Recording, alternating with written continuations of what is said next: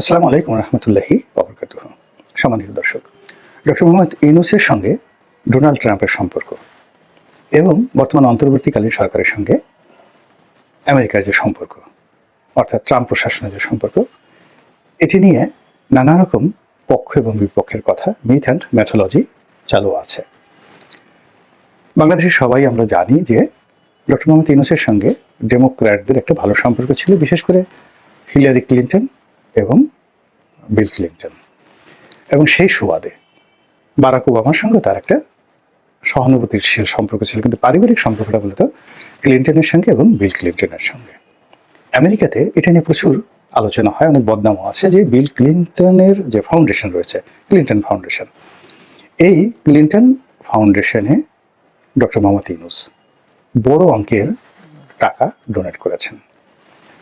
দ্বিতীয়ত, বিগত যে হিলারি ক্লিন্টনের সাথে ডোনাল্ড ট্রাম্পের যে নির্বাচন হলো, সেই নির্বাচনে তিনি অর্থের সংস্থান করেছেন, অর্থাৎ হিলারি ক্লিন্টনের নির্বাচনী ফান্ডে তিনি বড় অঙ্কের টাকা দিয়েছেন, এবং এটা নিয়ে খোদ আমেরিকাতে ডোনাল্ড ট্রাম্প পর্যায়ের লোকজন কথাবার্তা বলেছেন। কাজেই ডোনাল্ড ট্রাম্পের মতো একজন জেদি মানুষ, রাগী মানুষ, একরোখা মানুষ, তিনি যদি ক্ষমতা আসেন, ডক্টর মোহাম্মদ ইউনূসকে তিনি তছনছ করে ছেড়ে দেবেন। এই যে একটা গল্প, ম্যাথোলজি, এটা পুরো নির্বাচনের সময়টিতে চালু ছিল। এক। দুই নম্বর হলো যে বাংলাদেশে যেমন ডক্টর ইউনূসের ব্যবসা রয়েছে, বাণিজ্য রয়েছে, তেমনি ইউরোপে এবং আমেরিকাতে তার গ্রামীণ ব্যাংকের অনেক কার্যক্রম সেখানে রয়েছে, সেখানে তার ইনভেস্টমেন্ট আছে, এবং ওই সকল কর্মকাণ্ডের সঙ্গে হিলারি ক্লিন্টন এবং বিল ক্লিন্টনের পরিবার ব্যবসায়িকভাবে জড়িত বলে আমরা বিভিন্ন মাধ্যমে জানতে পেরেছি। যারা ডক্টর মোহাম্মদ ইউনূসকে পছন্দ করেন না, তারা বলার চেষ্টা করেছেন যে ডক্টর মোহাম্মদ ইউনূসের এই সকল কর্মকাণ্ড, বিশেষ করে আমেরিকাতে তার যে ইকোনমিক যে ডিলিংস, এগুলো নিয়ে ডোনাল্ড ট্রাম্প সরকার তারা সেখানে তদন্ত করবে, এবং যখনই কোনো একটা রাষ্ট্রশক্তি যে কোনো লোকের বিরুদ্ধে, দেশ হোক দেশের বাইরে হোক, তার অর্থনৈতিক বিষয়াদি নিয়ে তদন্ত করে সেখানে কিছু না কিছু বের হয়ে আসে। আমরা সত্যিকার অর্থে একেবারে সরকারি কাগজপত্র, ব্যাংক ব্যালেন্স এবং ব্যবসা বাণিজ্য, তিনটার যে একত্র মানে একেবারে নিখুঁত যে অডিট, এটি আসলে সম্ভব হয় না। কাজেই আপনি যদি কাউকে নাস্তানাবুদ করতে চান, নাজেহাল করতে চান, যে কোনো মানুষকেই আপনি যে কোনো সময় করতে পারেন। এটা এফবিআই দিয়ে করতে পারেন, ভারতের যে central bureau of investigation CBI দিয়ে করতে পারেন, বাংলাদেশের দুর্নীতি দমন কমিশন সিআইডি এনবিআর দিয়ে করতে পারেন, যে কোনো মানুষকে অপদস্থ করতে পারেন যে তোমার এই শার্টটা তুমি কিনেছো $30 দিয়ে, কিন্তু তুমি তো এই $30 যে শার্ট কেনার যে ভাউচার, এটি আয়কর ফাইলে জমা দেওয়ারই। তা আমাদের এই জীবনে এরকম ছোটোখাটো বিষয়, আপনি ধরুন একদিন দুপুরে খাবার খেয়েছেন, ক্রেডিট কার্ড দিয়ে বিল দিয়েছেন 5,000 টাকা, তো এখন সেই ক্রেডিট কার্ড দিয়ে যে 5,000 টাকার বিল দিয়েছেন, সেটা আপনার আয়কর নথিতে আপনি উল্লেখ করেননি। অন্য সব কিছু অ্যাকাউন্ট দিয়েছেন, কিন্তু এই কাজগুলো করেননি। কিংবা আপনার বাসায় একটা নতুন সোফা সেট আছে, সেটি আপনি আয়কর ফাইলে দেখাননি, এবং এটা নিয়ে দেখা গেল আয়কর বিভাগ আপনাকে গলা চেপে ধরলো।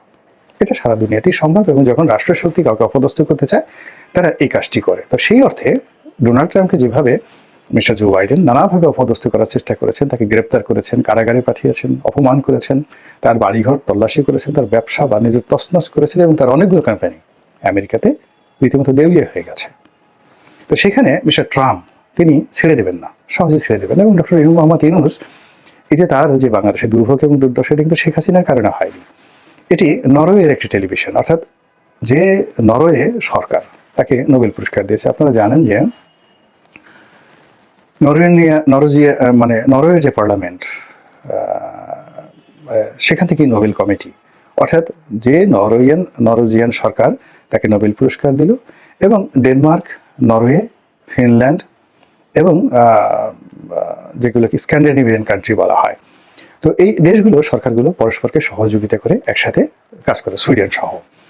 তো এখানে মূলত একটি টেলিভিশনের যে রিপোর্ট, অর্থাৎ গ্রামীণ ব্যাংকের যে মূল কোম্পানি, নরওয়ের কোম্পানি, সেই নরওয়ের কোম্পানি টেলিনর, তো টেলিনরের সঙ্গে ডক্টর মোহাম্মদ ইউনূসের যে ব্যবসায়িক সম্পর্ক এবং লেনাদেনা, সেই লেনাদেনার একটা ইররেগুলারিটিস নিয়ে সেখানকার একটি টেলিভিশন একটি প্রতিবেদন প্রকাশ করে।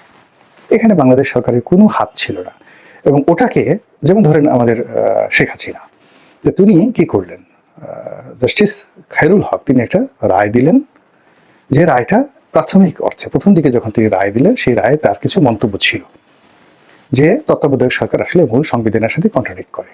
এটা সত্য কথা, কিন্তু বাংলাদেশের বাস্তবতায় তত্ত্বাবধায়ক সরকার দরকার এবং আরও দুটো নির্বাচন তত্ত্বাবধায়ক সরকারের অধীনে করা উচিত, এই কথাটাও তিনি বলেছিলেন। কিন্তু সেটা বাদ দিয়ে সংবিধানের সাথে কন্ট্রাডিক্ট করে এটাকে গ্রহণ করে রীতিমতো তোলপাড় করে দিলেন, সর্বনাশ করে দিলেন। তেমনি নরওয়ে সরকারের যে প্রতিবেদন, সেখানকার টেলিভিশনের যে রিপোর্ট এবং টেলিনরের সঙ্গে গ্রামীণ ব্যাংকের যে দূরত্ব, এইগুলোকে মেট্রোলাইজ করে তার সঙ্গে সঙ্গে ডক্টর দীপুমণি এবং তার স্বামীর সঙ্গে তার যে ব্যবসায়িক লেনদেন, এবং একই সঙ্গে গ্রামীণ ব্যাংক থেকে যারা বিভিন্ন সময় ডক্টর ইউনূস দ্বারা ক্ষতিগ্রস্ত হয়েছেন, গ্রামীণ টেলিকম দ্বারা ক্ষতিগ্রস্ত হয়েছেন, এবং ডক্টর মোহাম্মদ ইউনূসের যে সকল প্রতিপক্ষ রয়েছে সবাই গিয়ে দেখা গেল শেখ হাসিনার জমানাতে ডিজিএফআই, এনএসআই তাদের সাথে যোগাযোগ করে এমনভাবে পুরো পরিস্থিতি তৈরি করলো যেটা শেখ হাসিনা বনাম ডক্টর মোহাম্মদ ইউনূসের মধ্যে একটা বিরাট গুরুত্ব তৈরি করে ফেললো। তো এই পরিণতিতে দেখেন শেখ হাসিনার কি হলো, ডক্টর মোহাম্মদ ইউনূসের কি হলো। আবার এখন ডোনাল্ড ট্রাম্পের সঙ্গে আমেরিকাতে ডেমোক্র্যাটদের ঝামেলা হবে, আবার ডেমোক্র্যাটদের যারা বন্ধু বাংলাদেশে ছিল তাদেরও ঝামেলা হবে, এবং সেই অর্থে ডক্টর মোহাম্মদ ইউনূসের সঙ্গেও ঝামেলা হবে। এবং এটা নিয়ে আমরা দীর্ঘদিন আমাদের দেশে যারা ইউনূস বিরোধী তারা কিন্তু বক্তব্য দিয়ে আসছেন, এবং এটি ডক্টর মোহাম্মদ ইউনূস এবং তার যারা লোকজন রয়েছেন তাদেরকে যথেষ্ট ভয় দেখিয়েছে, আতঙ্ক সৃষ্টি করেছে। এবং এই আতঙ্কের প্রেক্ষিতে বিভিন্ন রকম যে প্রচারণা শেখ হাসিনা স্টাইলে, হাসান মাহমুদ স্টাইলে, কিংবা মোহাম্মদ আরাফাত স্টাইলে, কিংবা ধরুন ছাত্রলীগ স্টাইলে, সুভাষ সিংহ রায় স্টাইলে, অথবা নিঝুম মজুমদার স্টাইলে ডক্টর মোহাম্মদ ইউনূসের যারা এই মুহূর্তে গদি মিডিয়া রয়েছে, অর্থাৎ কিছু মিডিয়া আছে যারা সবসময় ক্ষমতার চেয়ারকে কেন্দ্র করে রিভলভ করে।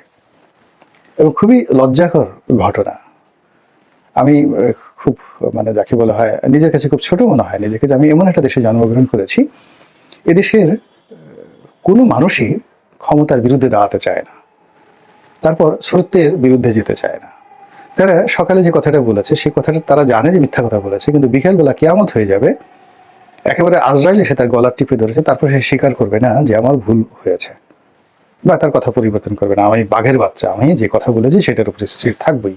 এইরকম আর কি সুবিধাবাদী যারা লোকজন রয়েছে। তো এই সুবিধাবাদী লোকজনদের মধ্যে যারা মিডিয়া চালায়, ভারতে যেগুলোকে গদি মিডিয়া বলা হয়, বাংলাদেশে এগুলো এখন ইউনূস মিডিয়া হয়ে গেছে। তো সেই ইউনূস মিডিয়ার যারা লোকজন রয়েছেন তারা সামাজিক মাধ্যমে, তারপরে গণমাধ্যমে, তারপরে পত্রপত্রিকাতে বিভিন্ন লেখা লিখে যে জিনিসগুলো প্রচার করার চেষ্টা করছে সেটা হলো ডক্টর মোহাম্মদ ইউনূসের সঙ্গে ডোনাল্ড ট্রাম্পের একটা সমঝোতা হয়ে গেছে, তাদের একটা বন্ধুত্ব হয়ে গেছে।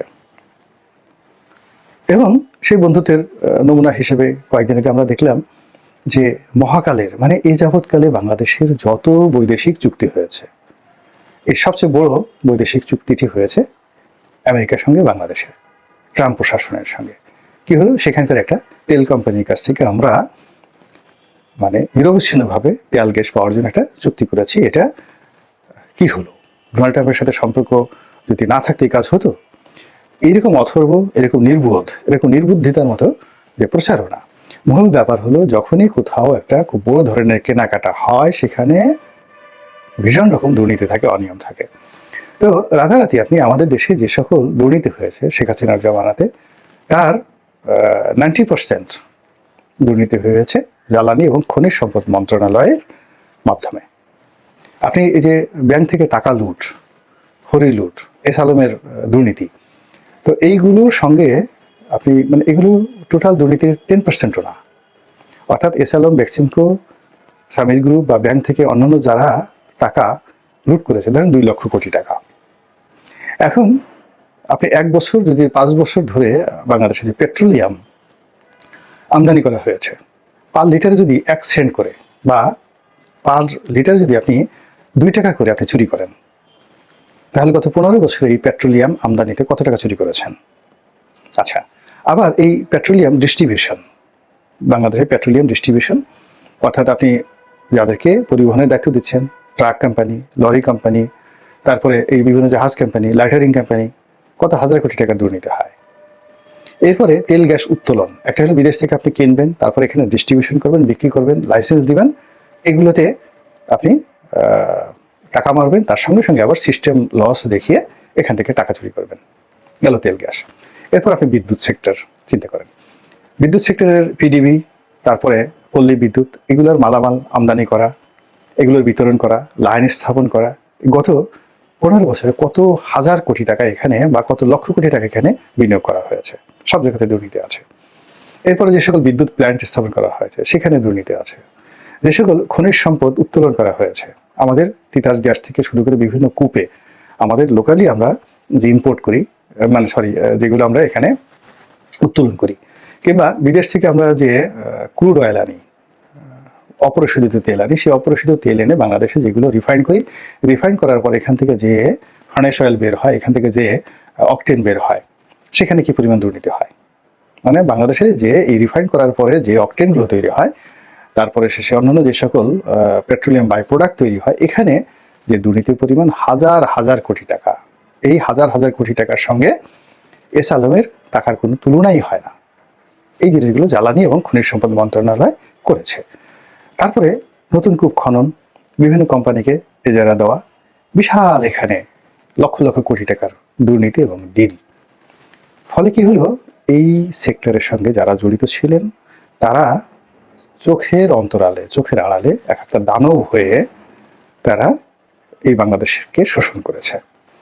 এখন সেই এলএনজি, সেই গ্যাস, সেই তেল, তারপরে সবকিছু আপনি আমেরিকার একটা কোম্পানির সঙ্গে চুক্তি করবেন। তো কাজে সেখানে আপনার ট্রান্সপারেন্সি, সততা, সমস্ত কিছু কি পরিমাণ ঝুঁকির মধ্যে, এবং সেই কাজটি কোনো অবস্থাতেই এত সহজ নয়। এবং এটা এই বেকুবরা প্রচার করছে যে এই পুরো কাজটা ডক্টর মোহাম্মদ ইউনূস করছে। এখন যদি বলা হয় যে ঠিক আছে, শেখ হাসিনার জমানাতে যে রেট হয়েছে বা বর্তমান যে মার্কেট রয়েছে সে অনুযায়ী কিভাবে তাদের সাথে কি চুক্তি হয়েছে, এখন অনেকে বলছে কোনো চুক্তি হয়নি, অনেকে বলছে ট্রাম্প প্রশাসন এই বিষয়গুলো জানিই না, অনেকে বলছে যে কোম্পানির নাম দেওয়া হয়েছে, অর্থাৎ সরকারি কোনো কোম্পানি নয়, কিংবা ট্রাম্পের সাথে সম্পর্ক রয়েছে এমন কোনো কোম্পানি নয়, হাওয়াই দ্বীপপুঞ্জে অবস্থিত একটা পেট্রোলিয়াম কোম্পানির নাম এখানে বলা হয়েছে। যে কোম্পানিতে চেক করা হয়েছে সেই কোম্পানি বলছে এই ধরনের কোনো চুক্তি হয়েছে কিনা আমরা জানি না। এখন আপনি কি বলবেন এটা নিয়ে? আবার ডোনাল্ড ট্রাম্প বাংলাদেশে এই যে সাহায্য বন্ধ করে দিয়েছে, সে জেনারেল সব দেশের জন্য একটা নিয়ম করেছে যে মার্কিন যুক্তরাষ্ট্র যে দানগুলো করে, খয়াতগুলো করে, এগুলো তারা বন্ধ করে দেবে। কেবলমাত্র ইসরায়েল এবং মিশর ছাড়া সামরিক, বেসামরিক সবগুলো খাতে তারা অল ডোনেশন তারা বন্ধ করে দেবে। কেবলমাত্র যেখানে খাদ্য সহযোগিতা দেওয়া হচ্ছে,